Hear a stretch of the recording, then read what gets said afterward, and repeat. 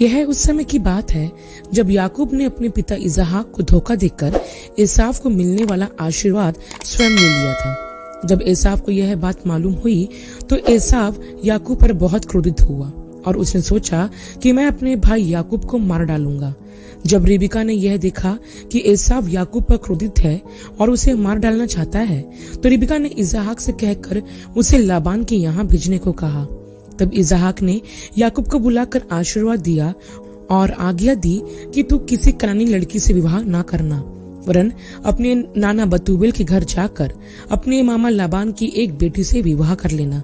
तब इसहाक ने याकूब को विदा किया और वह पद्दन राम को अरामी बतूबेल के पुत्र लाबान के पास चला गया, जो रिबका का भाई था। तब मार्ग में किसी स्थान पर उसने रात बिताने का विचार किया और उसने पत्थर की तकिया बनाकर उस पर सिर रखकर सो गया। तब वहां उसने स्वप्न में परमेश्वर का दर्शन पाया और परमेश्वर ने वहां उससे प्रतिज्ञा की कि जिस स्थान पर तू लेटा है उसे मैं तुझे और तेरे वंश को दूंगा और तेरे तथा तेरे वंश के द्वारा पृथ्वी के सारे कुल आशीष पाएंगे। और यहोवा ने याकूब से यह भी वाचा बांधी कि मैं हमेशा तेरे संग रहूंगा और जहाँ कहीं तू जाएगा वहां तेरी रक्षा करूंगा। तब याकूब जाग उठा और कहने लगा, निश्चय इस स्थान में यहोवा है और मैं इस बात को नहीं जानता था। और भय खा कर कहा कि यह स्थान क्या ही भयानक है, यह तो परमेश्वर के भवन को छोड़ और कुछ नहीं हो सकता। फिर भोर को उठकर याकूब ने अपने तकिए का पत्थर लेकर उसको खड़ा किया और उसके सिरे पर तेल डाल दिया और उसने उस स्थान का नाम बेतेल रखा, पर उस नगर का नाम पहले लूज था।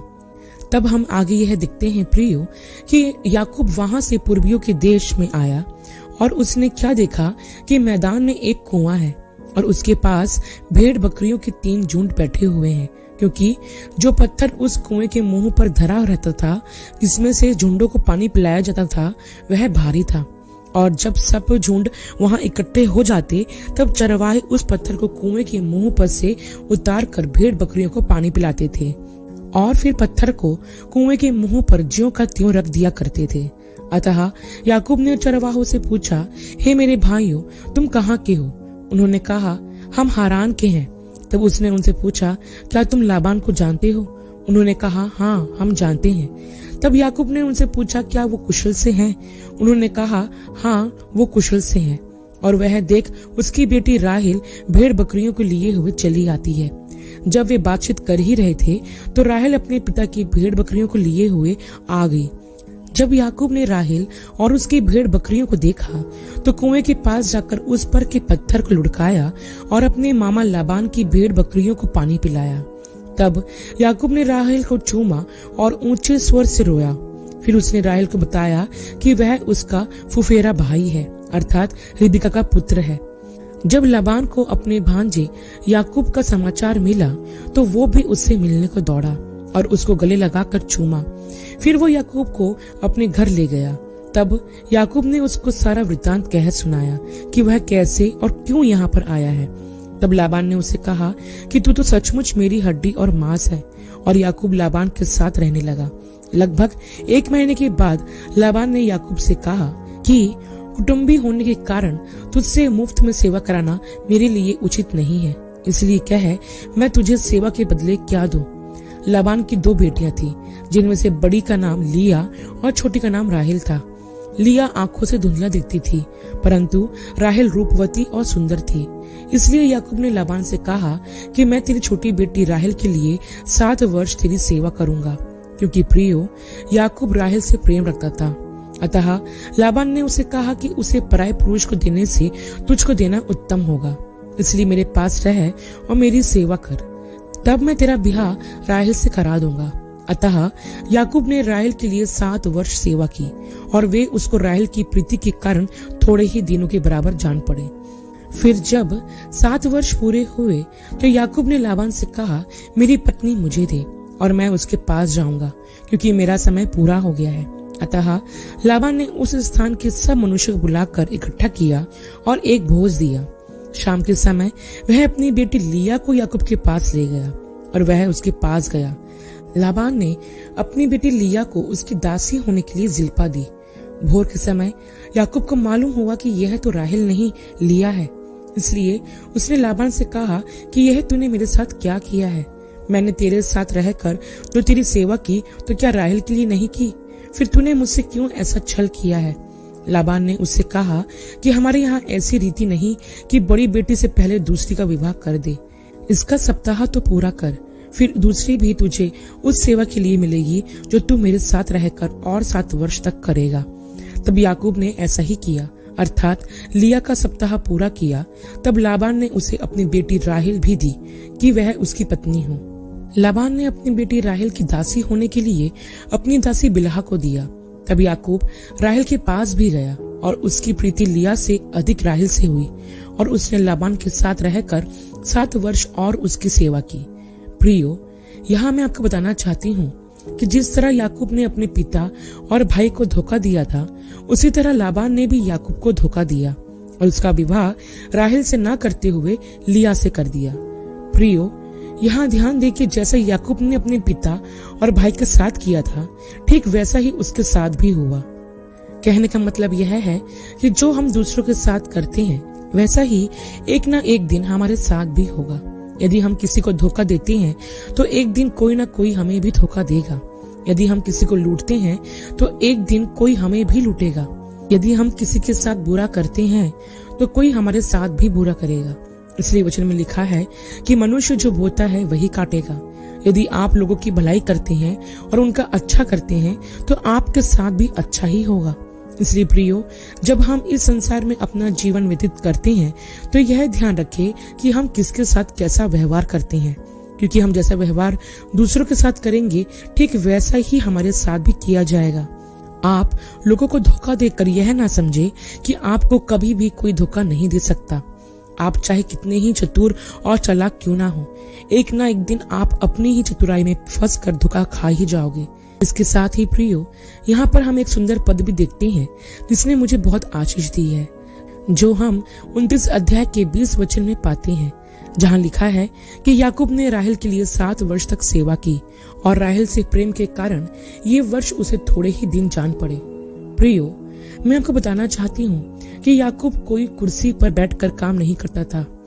वह खुले मैदान में भेड़ बकरियों की देखभाल करने वाला कठोर परिश्रम किया करता था।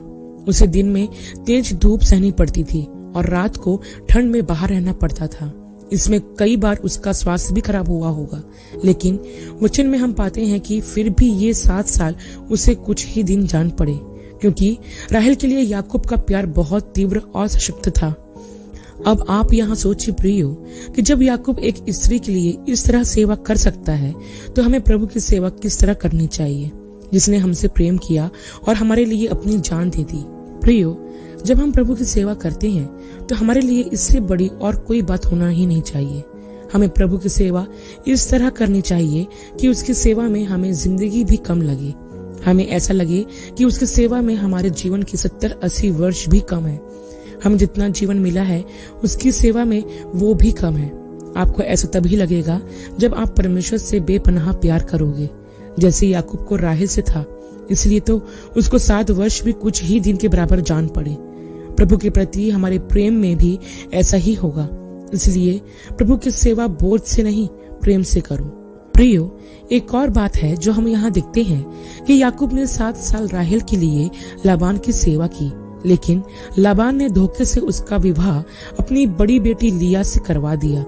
तब जब याकूब को सुबह यह मालूम हुआ कि वह तो राहेल नहीं लिया है, तो याकूब लाबान पर क्रोधित हुआ और उससे कहा कि तूने मेरे साथ धोखा क्यों किया।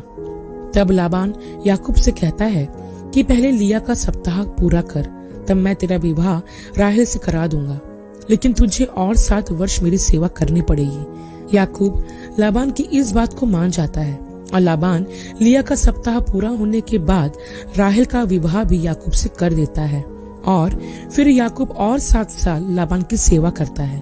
प्रियो, यहाँ मैं आपको यह समझाना चाहती हूँ कि याकूब ने पहले अपने पिता और भाई को धोखा दिया, फिर लाबान ने याकूब को धोखा दिया।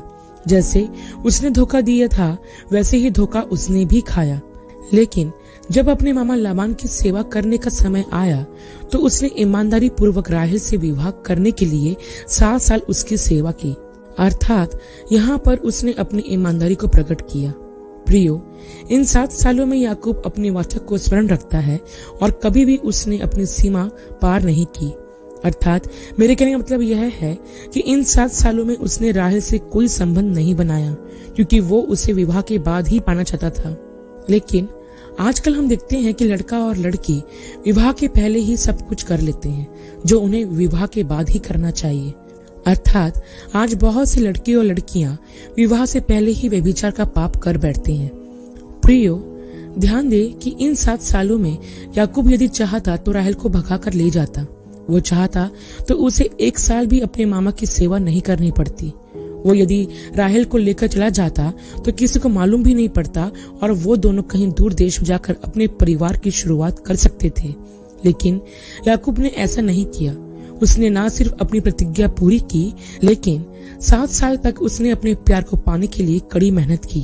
तब जाकर उसका प्यार उसे मिला। लेकिन प्रियो, आज के समय के जवानों में धैर्य और संयम नहीं पाया जाता है। इसलिए आज बहुत से जवान विवाह के पहले ही अपनी शुद्धता को खो देते हैं। प्रियो, मैं आपको प्रोत्साहित करना चाहती हूँ कि विवाह के पहले प्रभु के भय में रहते हुए अपनी पवित्रता को बनाए रखें, क्योंकि वचन में लिखा है कि विवाह का बिछौना पवित्र रहे।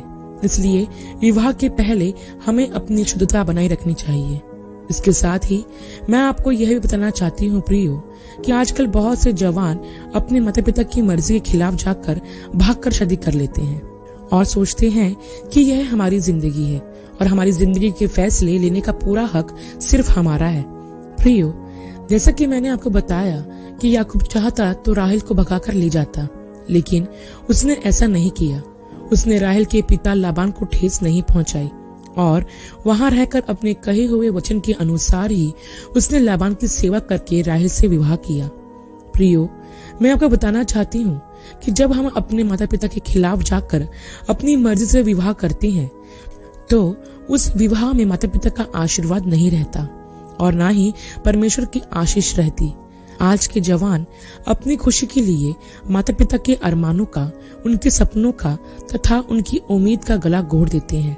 ऐसे जवान खुद तो भागकर कहीं चले जाते और अपने नए जीवन की शुरुआत कर देते हैं, लेकिन उन माता पिता के बारे में नहीं सोचते जिन्होंने अपनी जिंदगी और अपना सब कुछ उनके लिए निछावर कर दिया था। जब माता पिता अपने बच्चों की परवरिश करते हैं तो उनके मन में यह ख्वाहिश रहती है कि हम अपने बच्चों का विवाह धूमधाम से करेंगे। लेकिन जब उनके बच्चे प्यार में पड़कर भाग जाते हैं तो उनकी सारी ख्वाहिशें धरी की धरी रह जाती है और तो और बेइज्जती होती है वो अलग। कुछ दिनों के प्यार के आगे माता पिता का सालों का प्यार उन्हें नहीं दिखाई देता। प्रियो, मैं विशेष आप जवानों से कहना चाहती हूँ, कभी भी अपने माता पिता का अनादर ना करें और उनकी आज्ञा का पालन करें। तभी परमेश्वर की आशीष आपके जीवन में बनी रहेगी, वरना सब कुछ होते हुए भी कुछ नहीं होगा।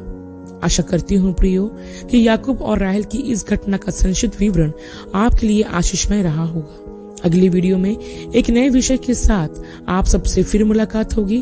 तब तक के लिए आप सबको जय मसीह की।